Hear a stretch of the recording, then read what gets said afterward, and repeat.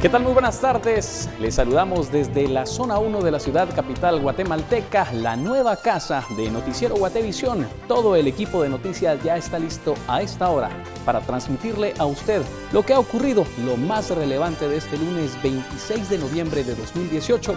Les saluda William Poroj y estaré a cargo de informarle a lo largo de una hora de lo más relevante, lo que hoy precisamente se convierte en noticia, siempre con el compromiso de llevarle a usted un periodismo libre. Vamos a iniciar de inmediato y lo vamos a hacer con los titulares.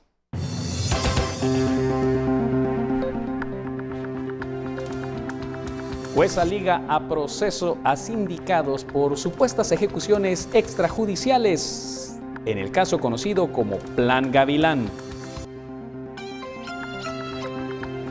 Ministerio Público, Procuraduría de los Derechos Humanos y Comisión Internacional contra la Impunidad en Guatemala presentan propuestas de reformas al Código Procesal en el tema de prisión preventiva.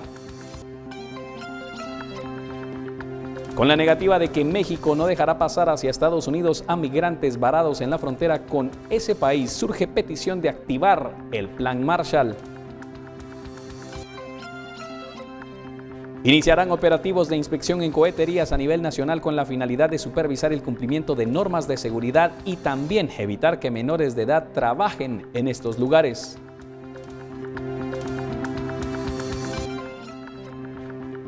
En más noticias, y estas de carácter internacional, Automotriz General Motors anuncia recorte de personal en todo el mundo y cerrará plantas de producción en Estados Unidos.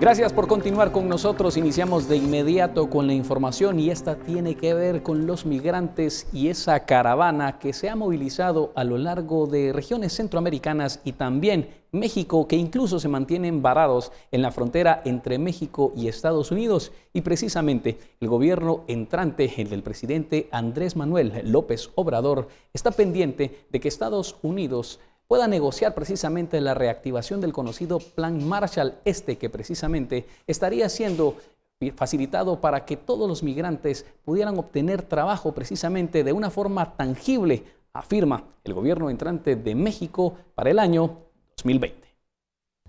El plan que propone Andrés Manuel López Obrador incluiría una estrategia de reactivación económica, similar al implementado en Europa Occidental a finales de la Segunda Guerra Mundial. México busca que el gobierno de Donald Trump pueda dar más de 20.000 millones de dólares los próximos 6 años. Principalmente inversión privada, con la anuencia de Estados Unidos para implementar cortinas de desarrollo que López Obrador pretende levantar desde Chiapas, en el sur del país, hasta la capital, y así construir obra pública con mano de obra pagada a los migrantes, buscando así contener las caravanas migrantes que siguen llegando a su territorio y que ya suman más de 9.000 centroamericanos. La canciller Sandra Jovel indicó que ha sostenido reuniones con sus homólogos de México, Honduras y El Salvador, donde enfatiza que se desarrolla un plan integral para que exista una migración ordenada y segura, pero que serán los presidentes de los países que den a conocer los detalles. Sabemos que tenemos que trabajar de manera integral para el desarrollo de nuestras fronteras, especialmente la frontera sur de México, norte de Guatemala, en que nuestra gente no se vaya de manera irregular, en buscar el desarrollo de la inversión en nuestros países para poder generar más empleo. Entonces de eso se trata un poco, es buscar esa integración, es buscar ese desarrollo integral de todos los países de la región. Ahora, tenemos que construir esta planificación. Esta planificación se va a construir, se va a presentar posteriormente y los 4 presidentes harán una presentación oficial del mismo. El plan contempla también una vertiente externa, que es flexibilizar los trámites migratorios para facilitar a los centroamericanos la obtención de permisos por medio de visas humanitarias de trabajo por 1 año.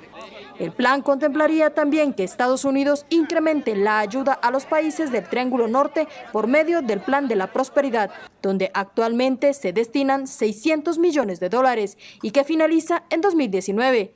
Para la Asociación de Investigación y Estudios Sociales, así es, este plan sería una opción viable para México, debido a que Estados Unidos considera que se ha fallado con la implementación de los fondos que se han destinado para el Plan de la Prosperidad en la región. Entendemos que está en una fase de evaluación su posible continuidad. El punto es que parece ser que los recursos que ha destinado Estados Unidos para contener la migración en estos 3 países no han dado los resultados que ellos consideran necesarios. Entonces, digamos, en términos de institucionalidad para la implementación de política pública, México sí nos lleva. Continuamos con más noticias y durante la temporada navideña, según directivos de la Cámara Guatemalteca de Alimentos y Bebidas, el contrabando incrementa. Es por eso que hicieron un llamado a las autoridades para que se refuercen los controles del combate precisamente a este delito. Enrique Lax, director ejecutivo, mencionó que el aumento del contrabando es entre el 10 y el 30%, dependiendo del producto y la región por donde ingresa ilegalmente. Los principales productos de contrabando son los que se incluyen en las canastas navideñas, por ejemplo, enlatados, bebidas, licores, pastas y conservas, todos con etiquetas similares a los productos originales y la mayoría son procedentes de México. Los directivos de la Cámara Guatemalteca de Alimentos y Bebidas también instaron a los consumidores a que eviten comprar y consumir productos de dudosa procedencia, pues podrían ser adulterados y causar daños a la salud.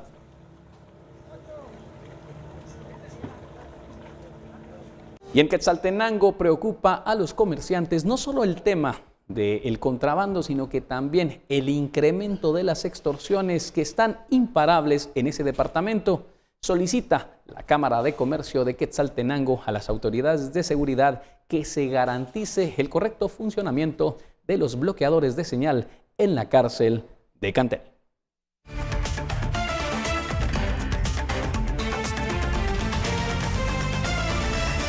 Las sospechas de los empresarios y transportistas de que desde la granja penal de Cantel salen las llamadas para extorsionarlos fue respaldado por el gobernador departamental Julio César Quemé. La problemática que todos conocemos, que es la situación de que desde adentro de la granja penal pues están saliendo llamadas telefónicas.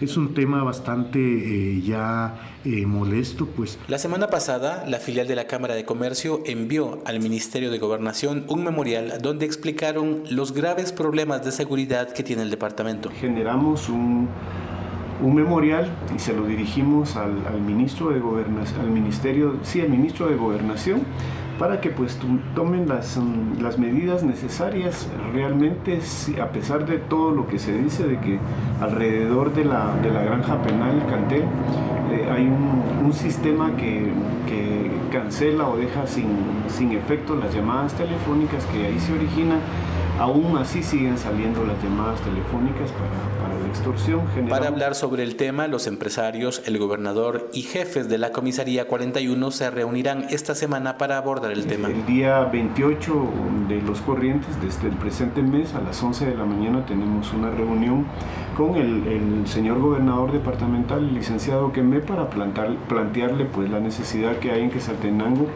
de enforzar la seguridad este fin de año. Desde Quetzaltenango, por una Guatemala en paz, Maynor Toc, Noticiero Guatevisión. Y en Chiseca, Altavera Paz, un grupo de mujeres acompañadas también de hombres decidieron realizar conmemoración por el Día de la No Violencia en contra de la mujer. Recordaron un terrible caso de femicidio que ocurrió semanas atrás en ese lugar.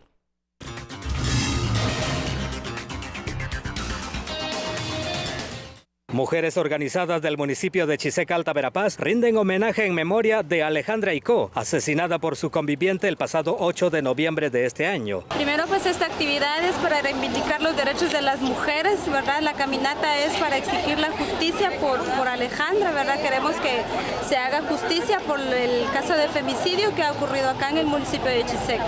Una hermana de la víctima exigió el cese de la criminalización y la falta de respeto hacia los familiares que un sector de la población realiza en las redes sociales, que a su consideración se elogia indirectamente al agresor.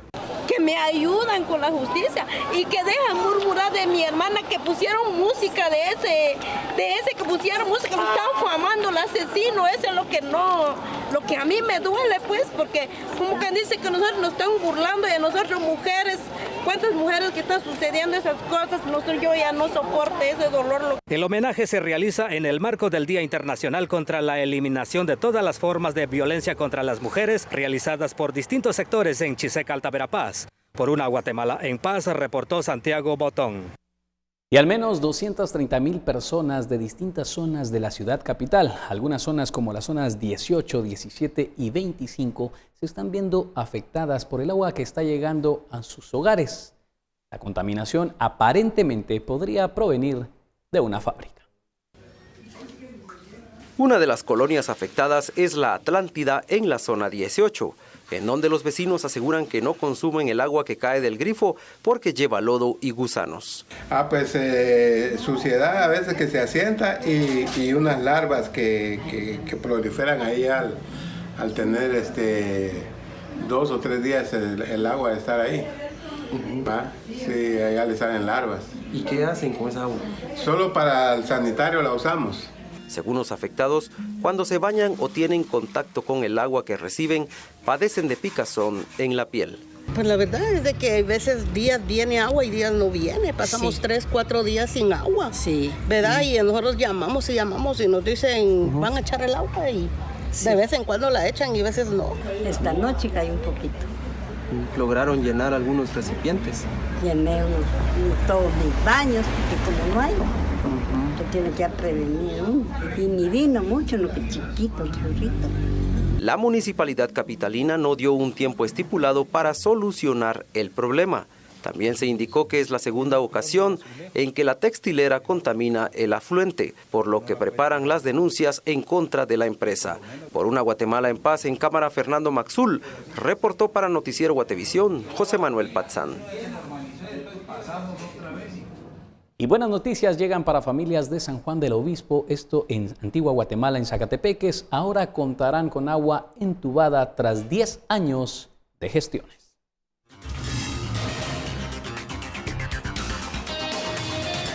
El proyecto de ampliación del sistema de agua potable costará 679,998 quetzales y se ejecutará durante 4 meses. Además, se construirá un tanque elevado de almacenamiento del vital líquido. Por falta de presión y todo, se va a construir un tanque elevado.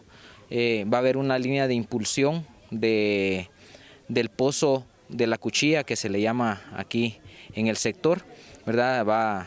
Se va a impulsar al tanque y después por gravedad va a dar el servicio a las casas de forma de que la gente ya no esté sufriendo por el agua. Durante 10 años, los comunitarios llevaron a cabo varias gestiones ante las distintas administraciones municipales hasta que sus demandas fueron escuchadas. Bueno, la verdad es de que hemos venido gestionando este proyecto desde hace 10 años. El señor que empezó a cuestionar es el señor José León Tecén, que él ya pues descansa en paz. Él nos motivó para empezar a solicitar este proyecto. Los vecinos también solicitaron a las autoridades municipales el empedrado de la única calle que conduce a la comunidad. Por una Guatemala en paz, Julio Sicán. 18:14, es momento de nuestra primera pausa comercial. Regresaremos en breve para informarles respecto a qué ocurrió, si fueron ligados a proceso o no quienes están sindicados de participar en un supuesto plan de ejecuciones extrajudiciales conocido como Plan Gavilán. Regresamos en breve.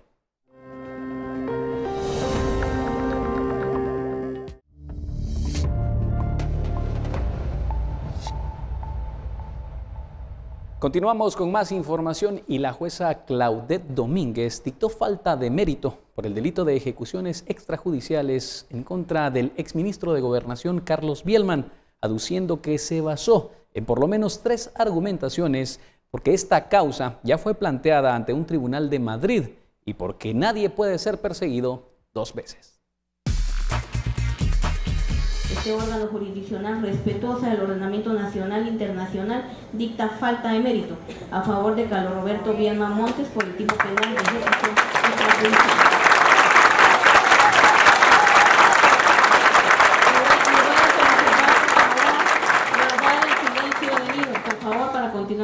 presente diligencia. Y Carlos Bielman y los 4 procesados fueron enviados a prisión preventiva y en el caso del exministro quedó ligado por el delito de tortura. Al finalizar la audiencia, Bielman dijo que quedó establecida la sentencia dictada en España y que será demostrado que él no torturó a nadie. Yo lo que creo, pues que en el tema que quedo ligado a proceso de tortura, yo jamás he agredido a nadie. Hay suficientes evidencias, por un lado, de parte nuestra, de que ellos empiezan acusándome que yo golpeaba a unas gentes desde las 9 de la mañana hasta las 4 de la tarde. Ahora ya dijeron que entre las 8 y las 9 y las 3 y las 4. Realmente no estaba yo en esa comisaría, sino hasta las 3 de la tarde. Entregué pruebas que yo estaba, certificaciones que yo estaba en la cárcel donde se había dado la fuga. Y luego estuvieron ahí el juez, que fue el que hizo las exhibiciones personales. ¿Qué le puedo decir? Imagínese ustedes se recordarán o no se recuerdan de Ervin Spencer. El tamaño que tenía, ¿qué calcula usted si Ervin Spencer le brinca a usted por media hora en la espalda? O parte en dos, pues, o sea, es totalmente absurdo. Y siempre en este mismo proceso, la jueza Claudette Domínguez ligó a proceso penal por el delito de ejecuciones extrajudiciales al subdirector de la policía, Estu Velasco, y otros 3 procesados porque supuestamente existen declaraciones aclarando que no todas guardan relación, pero que existen testimonios de personas por los que fueron reconocidos en el álbum fotográfico. Si existen hasta la presente fecha elementos racionales suficientes de su vinculación a hecho criminal. En consecuencia, con las facultades que la ley le inviste, la juzgadora en consecuencia dicta auto de procesamiento en contra de Sujairam Estu Velasco Crispín, Víctor Manuel Ruiz González, Francisco Huarca de Paz y Axel Arnoldo Martínez Arriaza, y quedan ligados a partir de este momento a este juzgado de alto impacto por el tipo penal de ejecución extrajudicial al tenor de lo contenido en el artículo 132 bis del Código Penal. Y en consecuencia la juzgadora declara sin lugar lo solicitado por la defensa, por lo ya antes argumentado.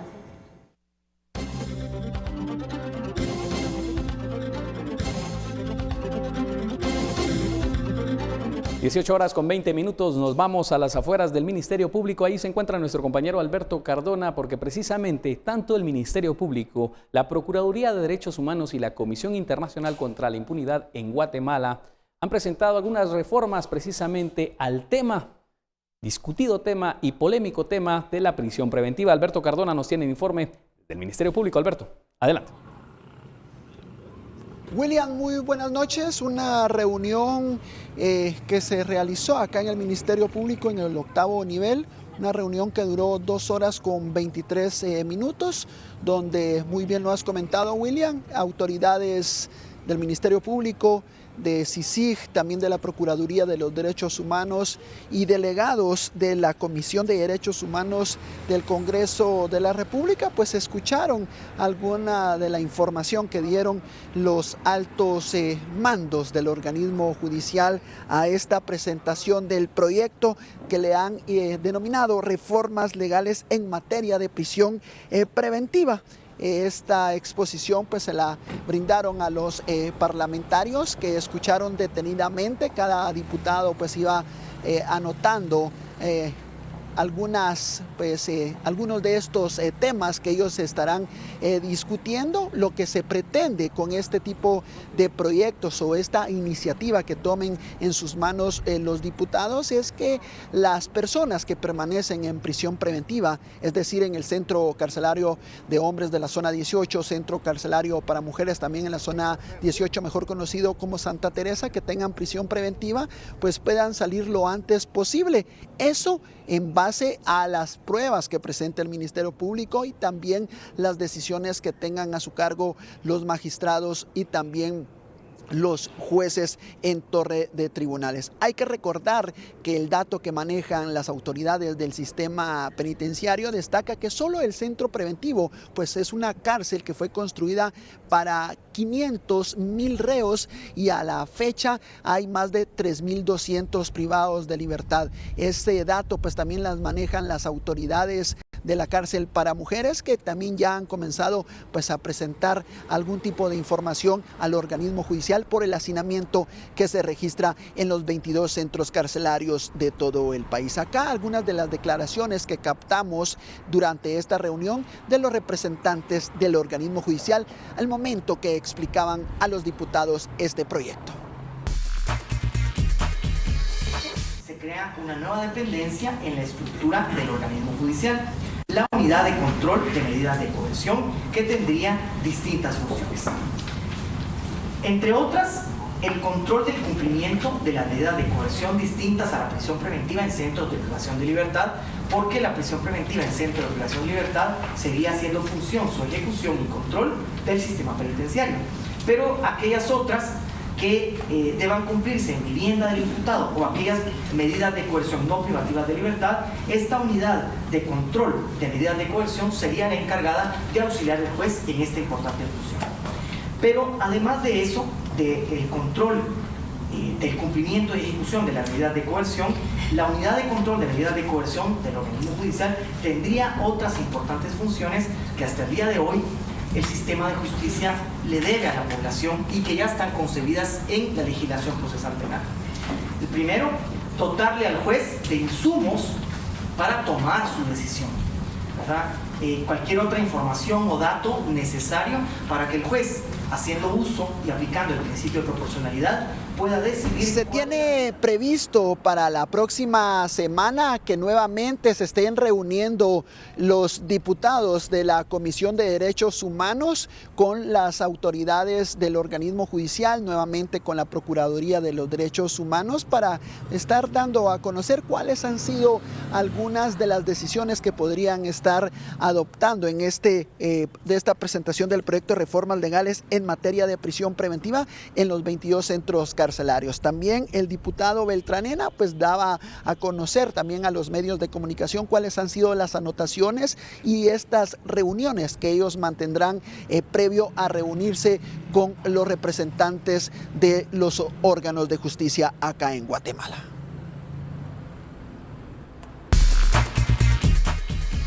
Al igual como lo menciona el doctor Cordón, con las medidas, los casos de pánico financiero, ¿verdad? Con relación al pánico financiero, hay un debate en el Congreso de debería existir ese delito de pánico financiero, porque es un privilegio para un grupo de empresas privadas en Guatemala y limita seriamente la libre expresión. De cómo nos vamos a defender los guatemaltecos si no se nos permite suspirar que tal vez un banco tiene problemas y que tal vez sería bueno sacar su dinero. Si lo hago con respecto a una empresa de autos o una empresa de bebidas no hay problema, pero si lo hago para bancos, yo una vez me voy a la cárcel por suspirar, ¿verdad? Creemos que debería ser un poco más amplio el tema y no tan proteccionista o privilegiado. Me gusta la idea de sustento. Aquí dice que el juez deberá motivar, sustentar sus decisiones. Sin embargo, nos preocupa, como hemos visto, lo de sustentar, ¿verdad? Debería haber mayor control, porque en nuestra experiencia, como nos dicen cuando no se nos da un amparo provisional, porque es aconsejable, podría hacerse toda una gran defensa de que eso es un sustento válido. Hay que recordar que muchos de los motines que se han registrado en los distintos centros carcelarios, tanto en Ciudad Capital como a nivel departamental, han sido registrados por el hacinamiento que se está viviendo en los distintos penales. Muchos de estos enfrentamientos se dan también entre grupos que están ya molestos porque tienen mucho tiempo de permanecer en prisión preventiva y no se agilizan los trámites para que los jueces y magistrados en el organismo judicial pues puedan dar algún tipo de información si son ligados a proceso o si salen en libertad lo antes posible. Como repito, se ha presentado este proyecto por parte de las autoridades del organismo judicial a la Comisión de Derechos Humanos, quienes tendrán que informar qué han observado, qué estarían quitando o colocando en estas nuevas reformas que tienen como objetivo base dar a conocer a los privados de libertad, que muchos de ellos tienen hasta 4 o 5 años de permanecer tanto en el centro preventivos como en cárceles de máxima seguridad. Esta es parte de la información que nosotros tenemos a esta hora ya de la tarde en los alrededores del Ministerio Público. Imágenes de mi compañero en cámara Jorge Hernández, soy Alberto Cardona, y con esta información, William, yo regreso con ustedes a los estudios centrales de Noticiero Guatevisión. Muy bien, Alberto, cabe destacar entonces que en una semana aproximadamente de nuevo se estarían discutiendo estas reformas, precisamente reformas al sistema, y en el tema de la prisión preventiva, precisamente entre los distintos organismos, Ministerio Público, Procuraduría de los Derechos Humanos, Comisión Internacional contra la Impunidad y el organismo judicial. Vamos a ir a la pausa con esta información, regresamos en unos instantes con muchas más noticias.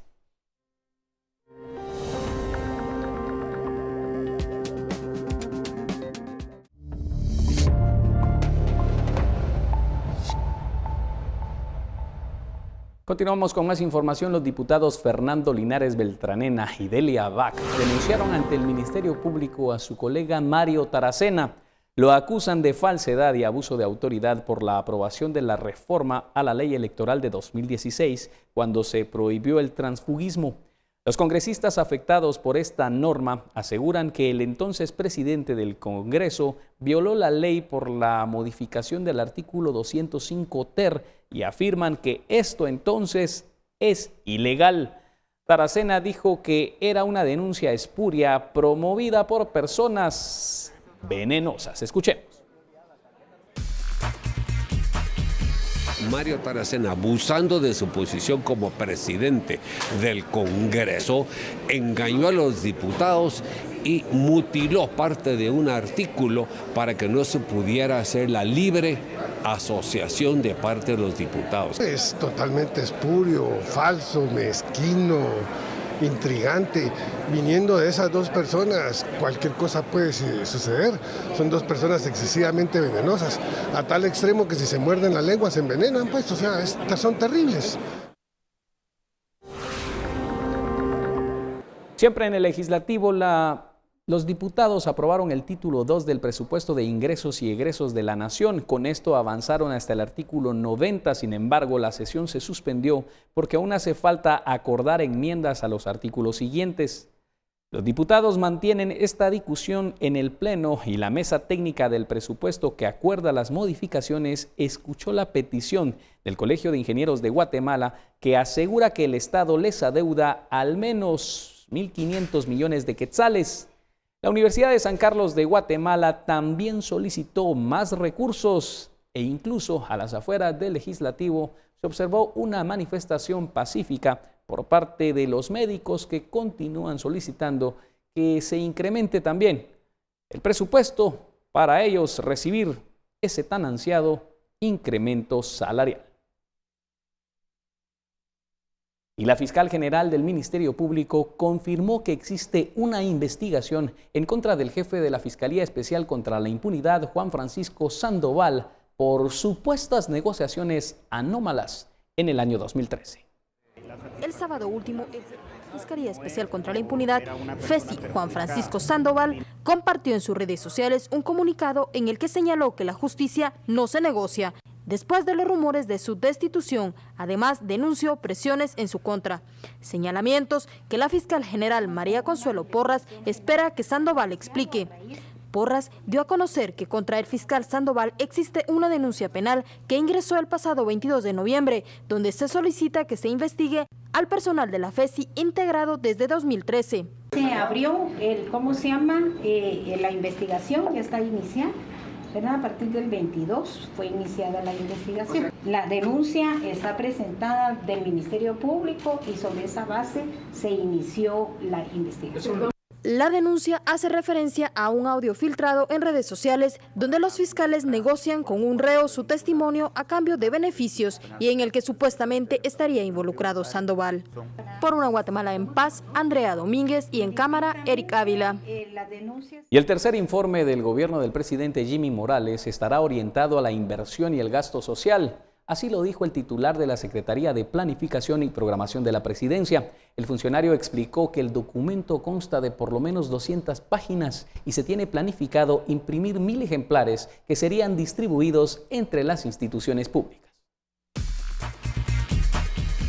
En este momento tenemos las primeras aproximaciones sobre lo que podría ser la estructura del informe, donde estará prácticamente desarrollado cada capítulo conforme a cada uno de los ejes de la política general de gobierno, y mantendremos adicionalmente un capítulo relacionado con toda la parte macroeconómica, económica del país, más todo lo que tiene que ver con el sistema de consejos de desarrollo y la agenda internacional, en este caso, que tiene que ver con lo que suma a los objetivos de desarrollo sostenible anclados a un plan nacional de desarrollo como lo tiene Guatemala. El presidente de la República lo estará revisando entre la semana de Navidad y Año Nuevo, estará ya un documento diagramado y editado, y estaremos tratando de entregar como Secretaría, que es la responsabilidad que tenemos en la integración del informe, aproximadamente el 11 o 12 de enero para que sea presentado al Congreso de la República.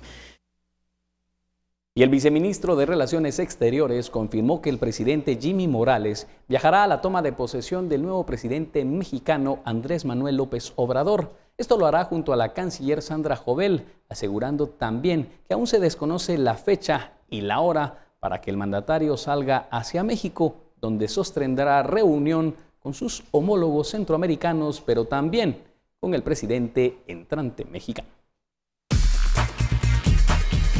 Sí, el señor presidente Morales estará viajando a la toma de posesión del nuevo presidente de Estados Unidos, de México, y ahí se sostendrá una reunión bilateral ya con el presidente cuando haya tomado posesión, y estarán también los otros presidentes centroamericanos para ellos dar aval al proyecto de plan que se hizo con los cancilleres. Está por definirse el día exacto en el que va a salir la señora canciller con el señor presidente.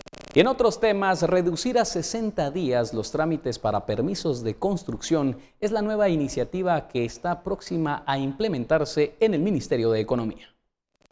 Esta semana terminarán los trámites legales para la apertura de una ventanilla exclusiva para realizar los procesos correspondientes para obtener la licencia de construcción. Según el ministro de Economía, Acisclo Valladares, el motivo de su inauguración es reducir el tiempo de espera para obtener los permisos, lo cual incentivaría la inversión en el país. En un reciente foro de discusión del sector de la construcción, la semana pasada se ha visto con muy buenos ojos y se ha activado la economía con la aceleración de lo que son los permisos previos a tener una licencia.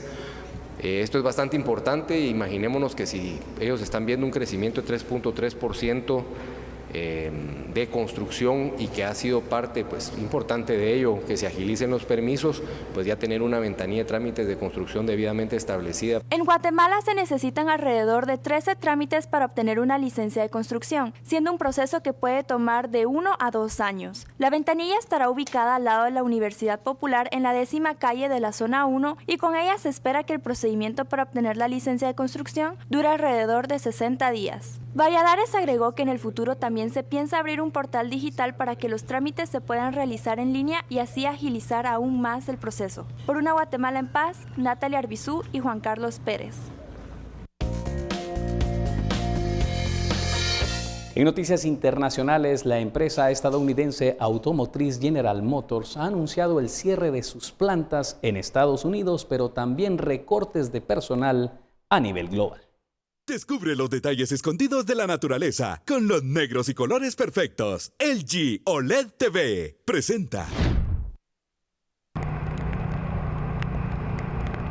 El gigante automotriz estadounidense General Motors anunció el lunes que recortará 15% de su fuerza de trabajo como parte de una gran reestructuración para ahorrar $6.000 millones al cabo de 2020. El plan eliminará parte de los 180,000 empleados de la empresa en el mundo. La compañía cerrará 3 plantas de ensamblaje en Norteamérica en 2019, entre las que se cuentan una en Ontario, Canadá, y las restantes en Estados Unidos. El primer ministro canadiense Justin Trudeau se dijo profundamente decepcionado por la decisión. General Motors también prevé el cese de actividades en otras plantas de producción, con el objetivo de enfocarse en su próxima generación de vehículos eléctricos. La empresa busca concentrar sus esfuerzos en los vehículos más rentables como camionetas y SUV. Otra consecuencia del plan es el impacto sobre el desempeño financiero de la compañía en el último trimestre de 2018 y el primero de 2019. El cargo excepcional será de entre 3.000 y 3.800 millones de dólares. Se incrementa la tensión entre Ucrania y Rusia tras la captura de un buque con bandera ucraniana, lo que ha agudizado precisamente las tensiones entre estas naciones. Rusia y Ucrania enfrentan su peor crisis en los últimos años. El domingo, las fuerzas navales rusas dispararon y capturaron a 3 buques militares ucranianos, lo que fue denunciado por Kiev como una nueva etapa en el ataque ruso. El lunes se registraron varias manifestaciones en Ucrania contra Rusia, y el Parlamento ucraniano aprobó la aplicación de la ley marcial por 30 días. Debemos fortalecer nuestra defensa de inmediato para reaccionar y movilizar rápidamente todos los recursos en caso de una invasión. Moscú justificó la acción asegurando que habían actuado en estricta conformidad con el derecho internacional y denunció una intrusión de embarcaciones ucranianas en las aguas internacionales rusas. Se produjo una violación y ocurrió con métodos bastante peligrosos. La maniobra en aguas rusas, por supuesto, podría haber creado y creó amenazas y riesgos para el movimiento normal de barcos en el área.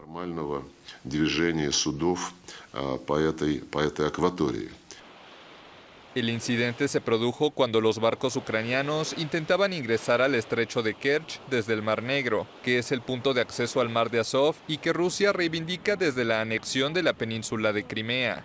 Según Kiev, 6 marinos ucranianos fueron heridos, 2 de ellos de gravedad. Moscú asegura que solo hubo 3 lesionados. La Unión Europea y la OTAN pidieron moderación y que vuelva a bajar la tensión. El Consejo de Seguridad de la ONU llevó a cabo una reunión de emergencia en la que Estados Unidos denunció una acción ilegal de Rusia y pidió un apaciguamiento de las tensiones. Descubre los detalles escondidos de la naturaleza con los negros y colores perfectos. LG OLED TV presentó. Y en otra de las noticias internacionales, y esta tiene que ver con los espectáculos, es la pérdida de Bernardo Bertolucci. El grande del cine falleció a los 71 años de edad. El director italiano Bernardo Bertolucci, considerado un maestro del cine mundial, falleció el lunes en Roma a los 77 años. En 1972 se dio a conocer en todo el mundo con El último tango en París, una película erótica con Marlon Brando y María Schneider que fue prohibida en Italia por una escena que simulaba sodomía. La consagración por parte de sus pares le llegó con El último emperador, rodada en 1987, que obtuvo 9 estatuillas en los Oscar, entre ellas la de Mejor Director. Bertolucci hizo películas de alto contenido político, como Novecento, que recorre la historia de Italia a principios del siglo XX, o El conformista, sobre la izquierda en tiempos del fascismo italiano. En 2011 ganó una Palma de Oro honorífica en el Festival de Cannes por su destacada carrera.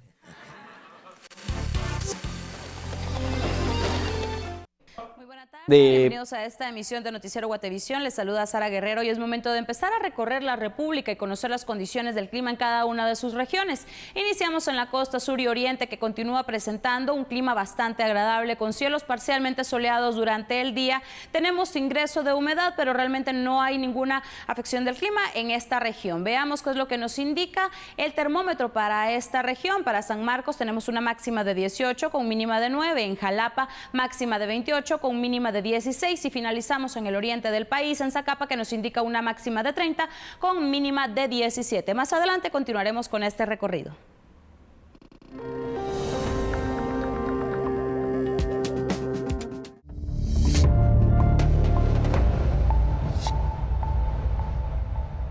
Y la noticia tecnológica que destaca este día es Mars Insight de la NASA, que ha llegado a Marte y ha capturado las primeras imágenes del planeta rojo. Las buenas noticias son presentadas por Ahorra o Nunca con GIT Continental. La NASA cruza los dedos. Luego de 7 años de trabajo y 7 meses de viaje por el espacio, la sonda estadounidense InSight se apresta a tocar el lunes la superficie de Marte, mediante una muy arriesgada maniobra de aterrizaje. La nave, que costó casi $1.000 millones, debe sobrevivir a la enorme velocidad y a la gran temperatura de la atmósfera del planeta rojo, algo que la Agencia Espacial Estadounidense ha apodado 6 minutos y medio de terror. En 6 minutos y medio habremos pasado de 12.300 millas por hora al entrar en la atmósfera a solo 5 millas por hora cuando aterricemos en Marte. Es la primera vez desde 2012 que un artefacto intenta posarse sobre Marte, luego que lo hiciera el vehículo Curiosity de la NASA, el único actualmente activo en la superficie del planeta rojo. El InSight deberá escuchar y escrutar el interior de Marte para intentar develar los misterios de su formación hace miles de millones de años. Estos conocimientos podrían permitir posteriormente comprender mejor la formación de la Tierra, el único planeta rocoso del que se ha estudiado realmente su interior. Estados Unidos invierte en estas misiones con el objetivo de preparar una futura incursión con exploradores humanos para la década de 2030. Pero más de la mitad de los 43 intentos por llevar a Marte robots, satélites u otros, ejecutados por agencias espaciales de todo el mundo, han fallado. Las buenas noticias fueron presentadas por Ahorra o Nunca con GIT Continental. 18 horas con 48 minutos, regresamos a noticias nacionales. Personal de conservación vial del Ministerio de Comunicaciones inició con trabajos de bacheo en la calzada Caibil-Balam. Pese a que le corresponde a la municipalidad efectuar este mantenimiento, esta entidad realiza un cobro de peaje en el ingreso precisamente a la cabecera departamental con ese fin.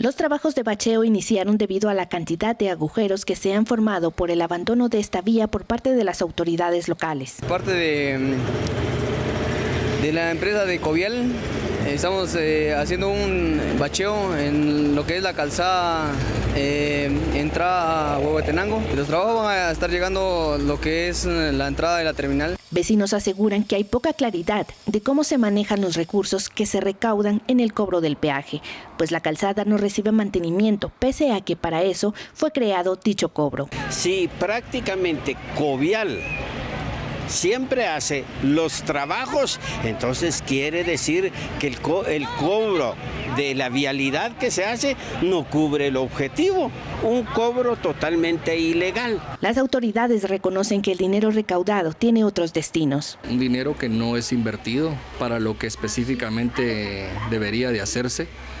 Se tiene conocimiento que se paga incluso personal de la municipalidad. Con ese dinero y la zona vial de caminos a través de Covial, quien pues en algunas oportunidades le dan mantenimiento a esta ruta. Los trabajos de bacheo se hacen con una mezcla de asfalto caliente de 10 centímetros, aunque la comuna tiene un presupuesto para este tema. Para la zona 1 de esta ciudad de Huehuetenango, por ejemplo, había un presupuesto de 1.700.000 quetzales, recuerdo, para el mantenimiento a las calles y avenidas de la ciudad. Sin embargo, a la presente fecha es poca la inversión que se ha hecho para bacheo de la ciudad y lo hemos visto, es evidente. Por una Guatemala en paz, desde Huehuetenango, Heidi Samayoa, Noticiero Guatevisión. Y de Huehuetenango vamos a Chiquimula, donde el incremento en percances viales protagonizados por conductores de transporte colectivo genera críticas hacia la policía de tránsito, a quienes los vecinos les están solicitando que se realicen operativos para lograr controlar a los pilotos.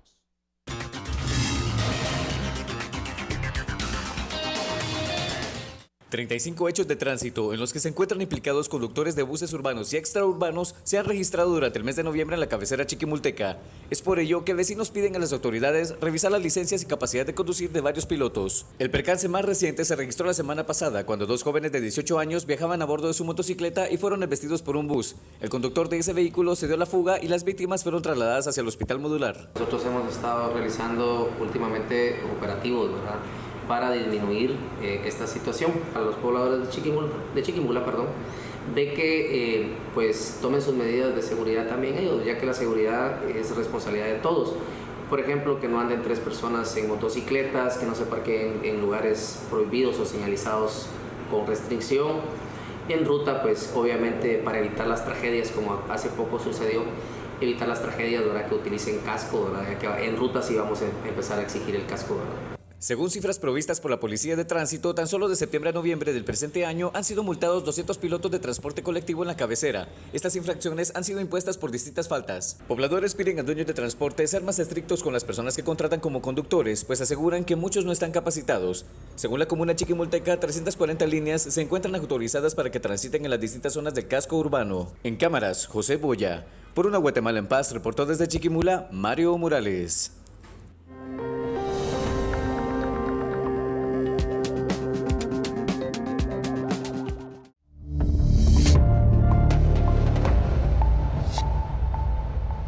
El Ministerio de Trabajo anunció el inicio de operativos a fábricas de cohetería con la finalidad de verificar las situaciones de seguridad, pero también si menores de edad laboran en estas fábricas. El ministro de Trabajo participará en los operativos del control de venta y fabricación de cohetería. El titular de esta cartera, Gabriel Aguilera, contó que supervisarán a las empresas del sector con la intención de verificar que no hayan menores de edad en esta actividad. Bueno, recuerden que el trabajo en coheterías es una de las peores formas de trabajo infantil, por lo que ahí se hace un esfuerzo interinstitucional. Entonces las visitas las coordinamos también con la Procuraduría General de la Nación, el Ministerio Público, y también la SBET participa y la Policía Nacional Civil. Así que en caso se encuentre un menor, dependiendo de la edad de este menor y también dependiendo de las circunstancias, pues ya se puede proceder en casos ya estamos en presencia de un delito. El tema sale a colación en parte por el incidente ocurrido el pasado fin de semana en el municipio de San Andrés Xecul, Totonicapán, donde un incendio provocó la muerte de 3 personas, entre ellas la de un menor de 10 años de edad. En este caso nosotros como Ministerio de Trabajo y Previsión Social, pues tenemos que tomar las medidas en lo que respecta a la salud y seguridad ocupacional, considerando que lamentablemente ya hay un deceso. En este caso, pues ya implica la acción del Ministerio Público. Así que nosotros como Ministerio pues estamos en toda la disponibilidad de apoyar al Ministerio Público en lo que en nuestra competencia respecta. El ministro reportó que el año pasado la cartera visitó 623 empresas de cohetería y se espera que para este año aumenten las visitas y los operativos. Por una Guatemala en paz, David Sanchinelli y Juan Carlos Pérez. Así estamos llegando al final de esta emisión de Noticiero Guatevisión de las 18 horas a las 21 horas. De nuevo, los invitamos para que nos acompañen con más información y el análisis del tema de la jornada en Sin Filtro. Como siempre, reiteramos el agradecimiento por su sintonía. Les recordamos, estamos transmitiendo desde nuestra nueva casa. Está ubicada en Zona 1, con el compromiso de continuar con un periodismo libre. Con permiso, muy buenas noches.